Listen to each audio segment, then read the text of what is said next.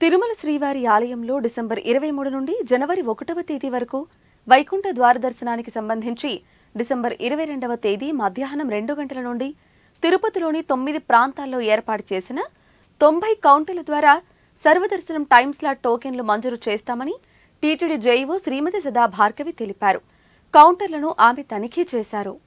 తిరుమల శ్రీవారి ఆలయంలో వైకుంఠ ద్వార దర్శనానికి సంబంధించి జేఈఓ మీడియాతో మాట్లాడుతూ తిరుపతిలోని విష్ణునివాసం, శ్రీనివాసం, గోవిందరాజస్వామి సత్రాలు, భూదేవి కాంప్లెక్స్, రామచంద్ర పుష్కరిణి, ఇందిరా మైదానం, జీవకోన హైస్కూల్, బైరాగి పట్టెడలోని రామానాయుడు హైస్కూల్, ఎంఆర్పల్లిలోని జడ్పీ హైస్కూల్లో కౌంటర్లు ఏర్పాటు చేశామని తెలిపారు.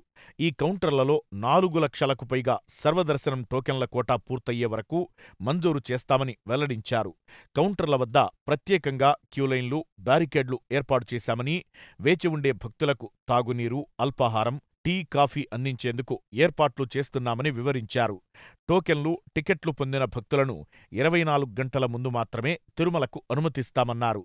దర్శన టోకెన్లు ఉన్నవారిని మాత్రమే తిరుమల శ్రీవారి దర్శనానికి అనుమతిస్తామని, టోకెన్లు లేని భక్తులు తిరుమలకు వెళ్లవచ్చుగాని దర్శనానికి అనుమతించబడరని, ఈ విషయాన్ని కౌంటర్ల వద్ద అనౌన్స్మెంట్ చేస్తామని చెప్పారు. తిరుపతిలోని అన్ని కౌంటర్ల వద్ద క్యూఆర్ కోడ్ ఏర్పాటు చేస్తామని, తద్వారా భక్తులు ఇతర ప్రాంతాల్లోని కౌంటర్లకు సులువుగా చేరుకోవడానికి వీలు కలుగుతుందని చెప్పారు. సర్వదర్శనం టోకెన్ల సమాచారం తెలుసుకుని ప్రణాళిక ప్రకారం తిరుమలకు వచ్చి స్వామివారి అనుగ్రహానికి పాత్రులు కావాలని కోరారు. జేఈఓ వెంట ఎస్ఈలు, డిప్యూటీ ఈవోలు, అదనపు ఆరోగ్య శాఖ అధికారి డాక్టర్ సునీల్ కుమార్, ఏవీఎస్ఓ శ్రీ నారాయణ తదితరులు ఉన్నారు.